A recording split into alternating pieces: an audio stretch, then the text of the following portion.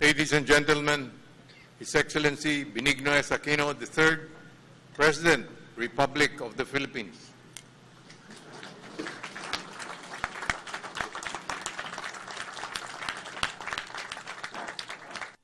Would I kindly give the troops tigas pa nga? Maupo tayo lahat. Ganda nga po po sa lahat. Tikas! Pahinga! Alipunan, tikas, pahinga.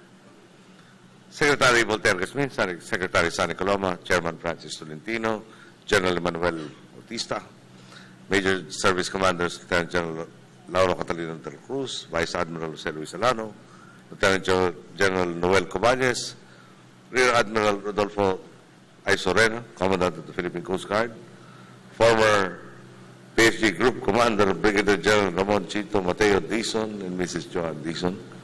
Hindi pa ako sanay sa former, pagpapasensya niyo. The new PSD Group Commander, Navy Captain Raul Lubando and Mrs. Annie Lubando, former flag officers in command of the Philippine Navy, officers and men of the women of the Presidential Security Group, fellow workers of government, honored guests, mga minamahal kong kababayan, ulit, maganda nga po sa inyo lang. Nitong Miyerkules lamang, tumuwid na sa 26 na taon ang nakalipas mula na maganap ang 1987 at lusubin ng mga rebeldeng sundalo ang Malacanang. Kung babalikan sa mga panahon ito, ito rin pinagtangkaan ang ating pumuhay. Pati na rin ang mga kasamahan kong kabilang sa Presidential Security Group. Hindi biro ang naganap na enkwentro noon. 5 lang kami, laban sa pag-atake ng mahigit 70 rebeldeng sundalo, suportado pa ng isang B-150. Pagkatapos magkapalitan ng putok, 3 escort ang napos lang.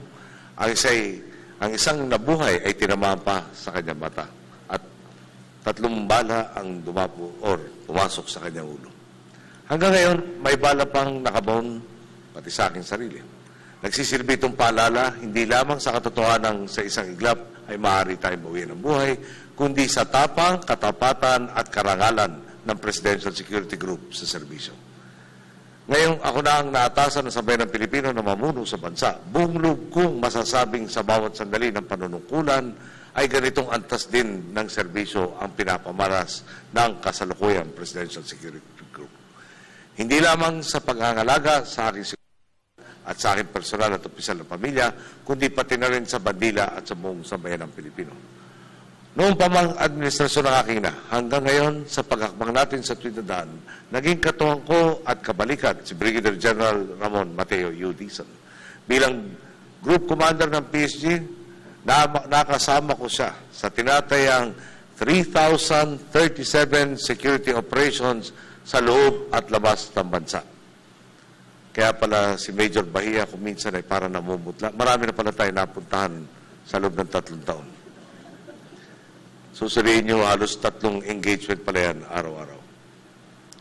At Major Bahia, total di ka pa retired, total sanay ka na rin, siguro less ang pagod mo sa mga darating na araw at lalo kang masigla dahil sanay ka na. Yan ang inaasahan natin. Sa bawat sandali ng panunungkulan, nagsisilbi si General Dizon, sandigan ng ating kaligtasan. Pero tulad ng lahat ng bagay at pagkakataon, lumilipas ang panahon at dumarating ang punto ng pagtatapos. Kaya naman nagtitipon tayo ngayon upang mabigay pugay sa isang liderato na matibay na paninindigan at di mabubuwag na katapatan sa sinumpang tungkulin sa bandila at bayan. Kasama natin ngayon si General Chito Dizon sa pagsasara sa kabanatang ito ng kanyang buhay. Kay Chito, sadyang di matatawaran ang ginampanan mong papel sa puntong ito ng ating kasaysayan. Tulad ng sinabi ko nung SONA, kasama ka sa nakikiambag sa pagbabago at transformasyon ng bansa. Malaking halimbawa rito ang iyong determinasyong maglatag ng makabuluhang reforma sa PSG. Sinasalimin ito ng mga proyektong ipinatutupad mo para sa mas epektibong komunikasyon at seguridad sa impormasyon ng hukbo. At sa mga inisyatibang nangangalaga sa kanilang kapakanan at ng kanilang mga pamilya. Naging prioridad mo rin ang pag-aangat sa antas ng kakayahan ng hukbo. Batid ito na mga kasapi ng PSG na ipinadaan mo sa mga masusing pagsasanay. Nalinang sila ng mga kursong higit na magbibigay lakas at kakayahan sa kanila sa trabaho at maging sa kanilang mga karera sa inaharap. Higit sa lahat, ipinamana mo sa buong hukbo ng PSG ang dangal at paninindigang pinanday profesionalismo at pagkamakabayan. Hindi man nahagip ng kamera, hindi man naitatala sa balita, at nakakakubliman sa mata ng madla, nakatatak na sa puso at isip ko ng aking personal at opisyal na pamilya, ng iyong sariling pamilya at mga kaibigan ng buong hukbo ng PSG, pati na rin ang bawat Pilipinong nakasalamuha mo sa makulay mong karera, ang napakalaking ambag at sakripisyo mo sa serbisyo. Kailanman, hindi ka nagangad ng kapalit sa iyong paglilingkod bayan. Sa pagkakataong ito, hayaan mo kami naman ang kumilala sa iyong kagitingan at mula sa aming lahat, Chito, maraming salamat sa lahat ng iyong nagawa.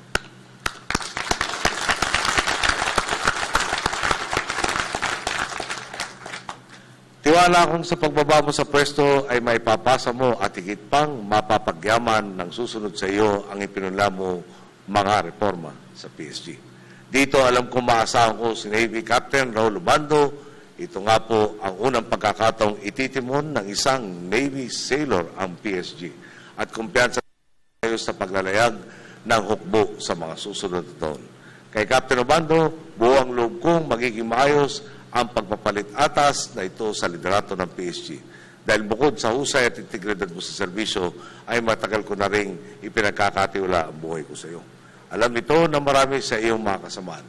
Matatag ang pundasyon mo bilang kawal dahil na rin sa mayaman mong karanasan sa pagsisilbi sa hukbong dagat ng Pilipinas.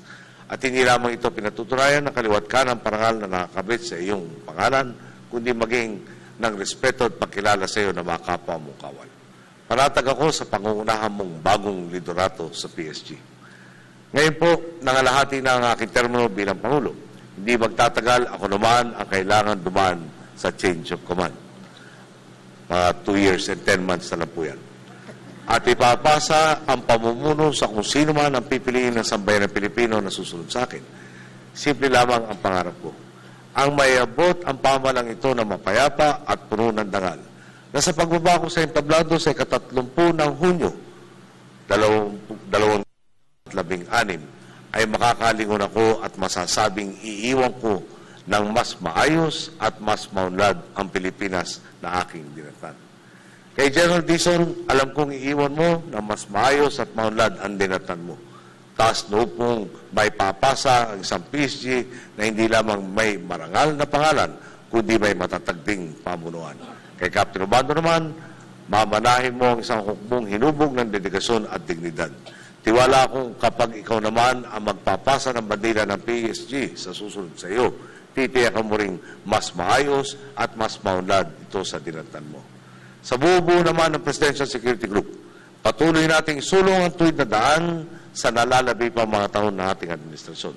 Bilang mga lingkod bayan, nananatili ang hamon sa atin ng sambayan ng Pilipino na ibandera ang tapat at mabuting pamamahala.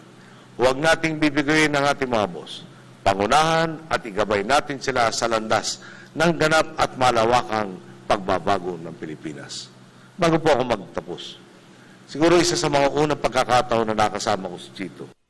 Nandun pa kami sa Times, bago pa lang naihalal ang ating ina, at nagkataon na may nagmarchang tinaguriang Marcos loyalist na higit kumulang raw ay mga 5,000.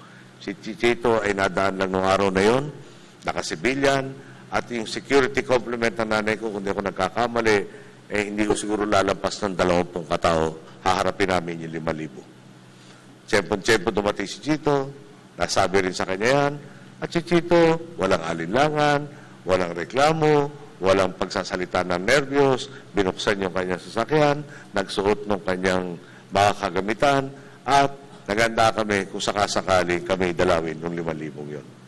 At yan na siguro pagkakilala ko kay Chito.